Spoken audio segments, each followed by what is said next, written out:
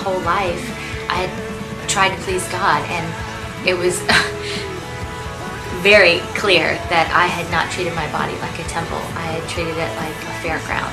I really felt like I was so weak, and then I realized I'm supposed to be weak.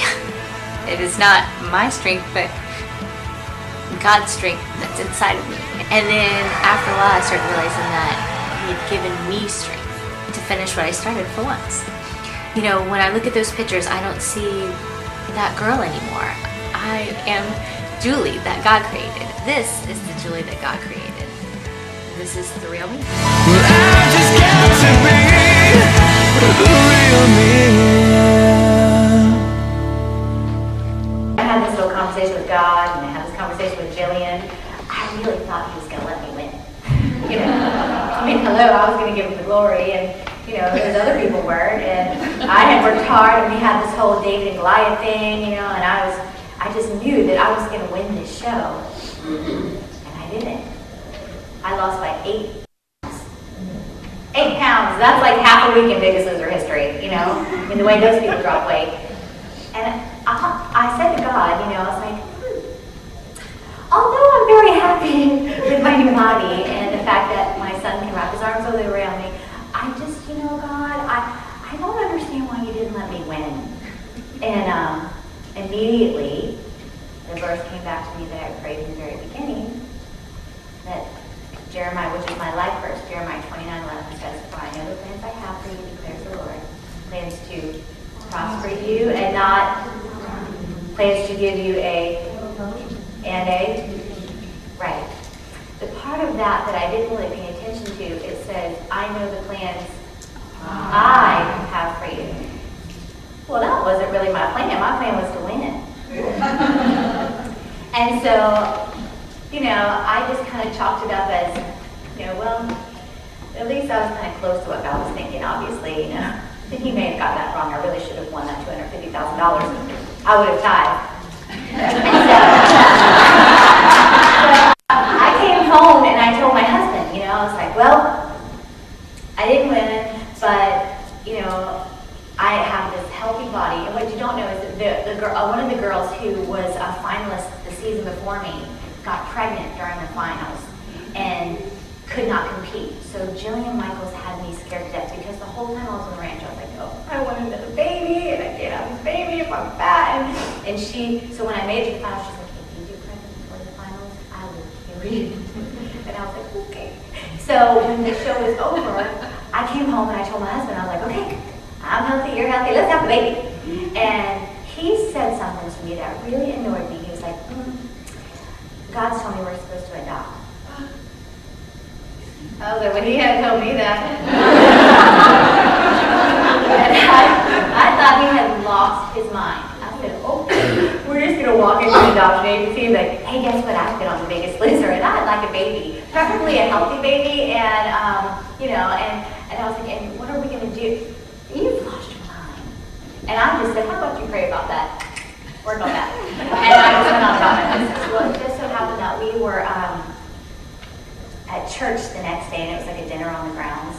And a lady in our church had actually just adopted a baby. And my friends and I hate to say this, but this is the truth. We were making fun of my husband because he looked like a woman. He was over there with the lady and her new baby. And he's like, oh, your baby's so cute. Julie and I are thinking about adopting. And I was like, and he was having this conversation with her. Well, it just so happened that was Sunday. Monday, I was taking my son Noah to school, and my phone rang. And it was the lady he was talking to.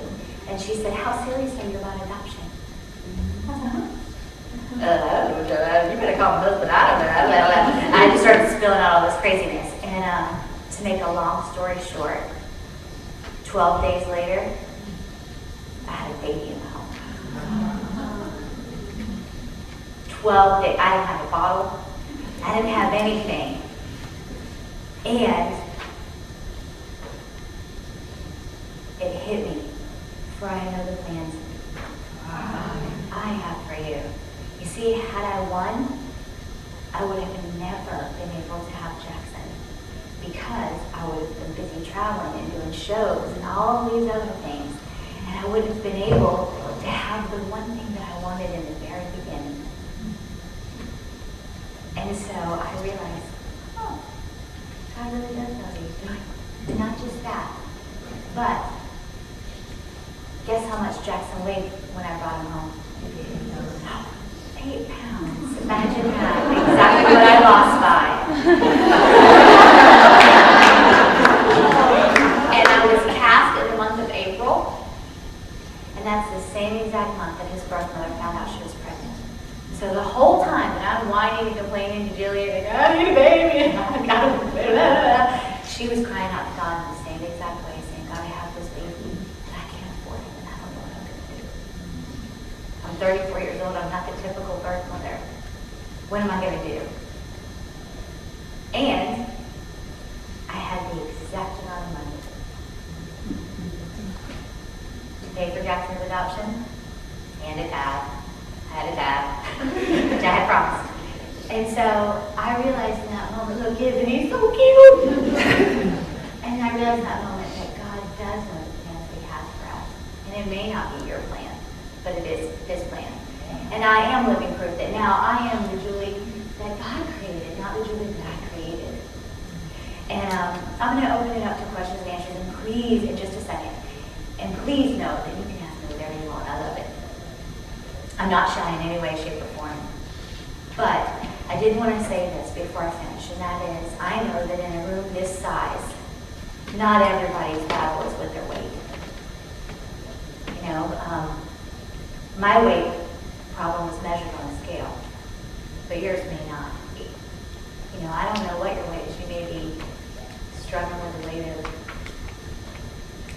guilt, the weight of insecurity. Maybe it's a financial weight in this economy. Maybe it's a weight that someone put on you that you didn't even put on yourself, and you've been carrying it for years.